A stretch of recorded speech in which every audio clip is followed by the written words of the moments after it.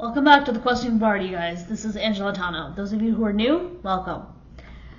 So I've got some updates before we get into the Giver review from me. First thing off the bat, I got a little disappointing news. So Lady Renaissance rejected. It's gonna happen, I suppose. So that's bad news. So she's down. But I did apply for some more. I will let you all know. Give me a second. Okay. So here it is.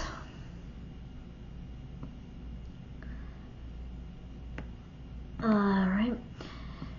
So I still haven't heard back from Ferrero Rocher nor Greenwriter. Nor have I heard back from Gable Robes.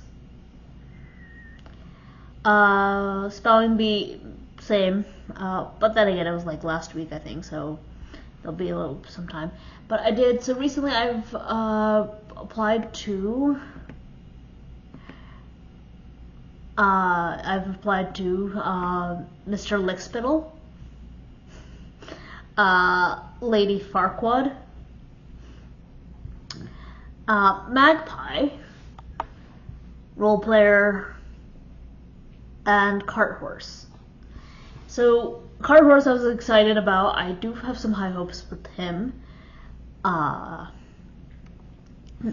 reason I have it because I feel like there's definitely a strong chance of him accepting it. Accepting my query.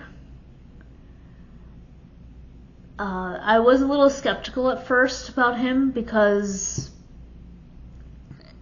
he was not accepting submissions last week, and that got me a little worried, even though he did say on June 23rd he would be back, so he was on vacation, which is going to happen. Yeah, you know, they have trips, they're human beings, they have a life. But at the same time, you know, sometimes things happen where it's like I know myself, like I sometimes come back and then I completely don't get in the gist of making a video.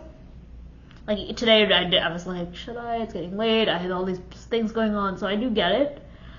But thankfully, not everyone is like me, and he opened up his query submissions today. So I did send to Cart Horse. Yay! As I'm very happy about that. Okay, and other news. Oh, just in case, if you hear some random barking and whinings and random noise, I do have a dog. Okay. Yes, I have a dog. She has definitely changed my life around, and it's really helped me. She has really helped me out a lot. Okay. So, just letting you know, if she makes noise and stuff, it's gonna, you know, dogs will do what dogs do. But aside from that, so far no other letters, acceptance, or anything like that has come in. A lot of these are currently pending. Cart Horse definitely not, because I just applied to him today. So I will definitely keep you guys posted if there are more to come, and some of them will take a little more time, obviously. So that's that. So Lady Renaissance is officially out. Form rejection. Those of you who are new and unfamiliar, form rejection is where it's like more like a button, where like a computer button, they just press it and it just sends a rejection letter to the recipient or the person they want to send it to. So that's what the form rejection is. That's a little bit better than the black hole rejection. Black hole rejection is where you don't get a response at all for weeks on end and you don't hear anything. That in my case is the literal worst. Form rejection, I feel like it's a little bit better, but it's still not good. Custom rejection is really the ultimate best rejection you can get, because it means your work was probably good. There might be just some things they might want to It's probably most likely it's just not their thing, and they're passing it on to someone else. Turning it to somebody else and giving it, it's even better. And they also can give feedback. They usually give feedback with custom rejection. They'll say, and you'll know because it's your story. You'll know if it's a custom rejection. That's the fun part about that. You'll know that they read it and that's a good thing. And now so it's just their personal taste and preference. And sometimes it can be their, not just their preference, but it's some good helpful advice. And they feel that if you did this, and sometimes they might even say just come back with it, make it stronger, change this around. That could be a good thing. I think it could also be a bad thing because someone else might just fully accept it, but others might just feel, like I had a couple of people who didn't like one of my characters, one of my main characters, from the book, they didn't really like her, but they liked the other one. They liked the other one really well, but they didn't like the other one of them, but then it's funny because many of them did like her and did understand her, they empathized, they got it, but there were just a couple who were just like, no, they didn't empathize, they really didn't like her character. So I tried to make her likable. I didn't want, so you're not going to have everyone liking your characters. But my objective was to make sure she was, at least for the most part, likable. Majority people can like her. As many people as I can. I don't because I don't want this huge, thing of absolutely hating this character, and it's a huge vast majority hating this character. That's not what I want. I want it to be a vast majority liking the character. I want a good chunk liking. It's okay if few people don't and they have their personal reasons and preferences. That's fine. You can't help that. But I don't want it to be this way because of my own maybe poor decisions on her part. So I definitely fixed that. Hopefully, I really worked hard to fix it. I feel it's fixed. But then again, it's really up to the agents and the readers and everyone else. Alright, so we're going to move on to the review on The Giver. So The Giver is a book. I assumed it was a YA book, but from what I've been seeing through my research, it's a middle grade book. I will dig into it and find out for you guys next week about that specifically. So my personal opinion, so off the bat, I'm not a big fan of apocalyptic stories and stuff like that. I'm just not a big fan. Alright, give me 1 second.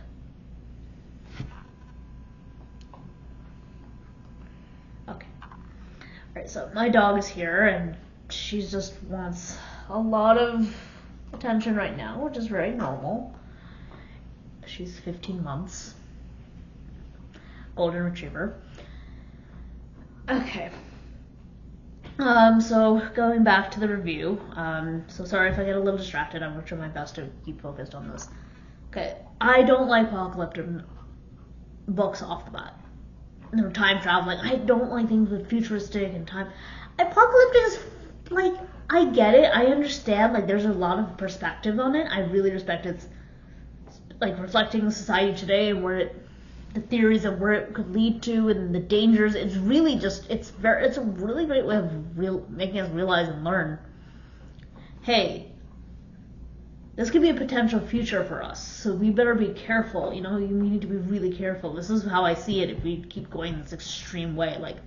Hunger Games is all caught up in how entertainment and violence and media and war and all these things, the danger and the harm of all that. So that made a lot of sense for, the Hunger Games, and it really drove home that significance, that importance, and not to do that, and to be very mindful and wary about these things.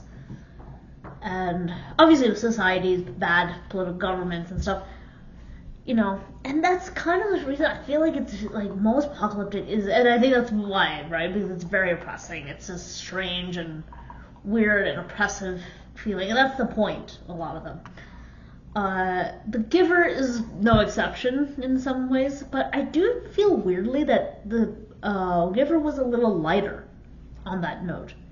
At least for the early part. I didn't feel like it was oppressed. There was like there was this beauty to it. There was like this niceness, which was so weird, and I actually found that was very intriguingly nice. But at the same time, I did feel like as reading and hearing subtle hints of of choices not being an option, and like you can't choose this, you can't choose this. At certain times you have to get a bike, you have to do this, you can't. There's no driving, there's no this.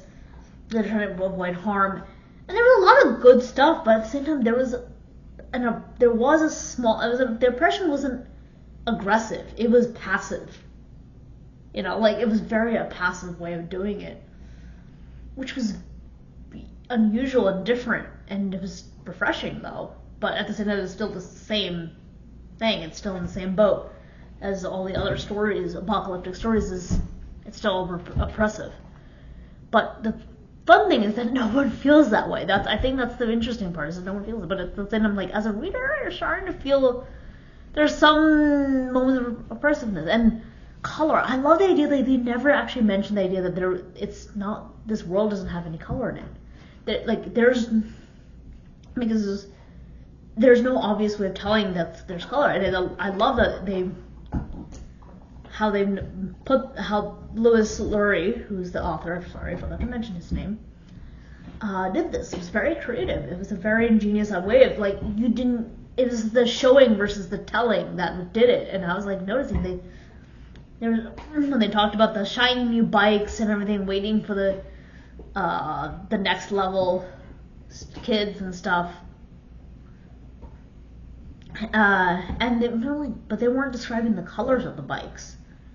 They were just saying shiny and new and sparkly, and I'm like, wow, that's it? We're not getting anything else? And then we just have Jonas, the main character, how things he would start seeing color. That was part of it. I'm not going to give you guys the whole thing. I'm not going to spoil any specific details. Too much of specific details and spoilers. For those who haven't read it. But slowly as the story progresses, you do start realizing that there is oppression. And it's almost like passive-aggressive oppression. And you do see subtle hints of that from the beginning. But it's they talk about release, this idea of release. If you're too old, you get released. If at birth, if you cannot follow the prescribed way of doing things that this world is wanting you to follow and be, then you're released. And all these releases, and if you can choose to be released too, and if you don't follow the rules, you get 2 chances or something and get released. And I'm okay. It's I can tell it's very oppressive. That's where the oppressiveness is coming from. But at the same time, it's also they're very selective, and it's difference is what makes the world beautiful. But I get the idea of wanting to be equal and being normal, and the idea, concept of what is normal. And it's a pretty interesting story. And then of course you realize the horror behind all of it, and then you truly you're oh my god, wow. And near the end you're just oh my god, you truly see it's not just passive aggressive. It's it is aggressive. There's aggressive added in at the end. And I'm not telling you how this is and how it works, because for those who haven't read it, I would love you guys to just read it and make your own judgment, and please share in the comments below what you think, what your thoughts on the book is. I'm aware there was a movie called The Giver. I know that was inspired. However, I've heard a lot of disappointing things, and it's not exactly a sound adaptation of it. They definitely took a lot of liberties. And here comes in my little brief concept of book and movie adaptations. I do understand that books and movies have to be different, and I do get their different forms and formats of storytelling. And movies, they have a 2-hour time frame. They have all these, and they do have to take certain liberties at times, and I get it, to make it more entertaining for people who haven't read it or something like that, and I do get that. But at the same time, I feel sometimes people want a little bit more faithfulness to the books, and especially because sometimes I feel the main purpose of the story can be lost in the need to make it more entertaining for people who haven't read it. So I feel like that gets lost in its translation or its, adaptation in the process of adapting it. So, but that's how it is. That's how the world is. This is how movies are done. I think I may have mentioned all this, my personal preferences between books and movie adaptations in earlier videos of mine. I'm more than happy to get back into that discussion again. Maybe for my fireside chat, I can definitely add that in. And I do apologize for those. I did not have one this weekend. Things just got a little busy and hectic and crazy. So I do apologize. There will be one this coming Sunday. Next Sunday there will be one. Alright, so that's all for now. Hope you guys enjoyed today's vlog. We'll see what I'll have for next week. I don't have any ideas. I'll just keep you guys updated and posted. If there's something else I want to add, I will definitely do so. Alright, so stay tuned. So like, share, and subscribe, and hit that notification bell for more future videos like this. See ya.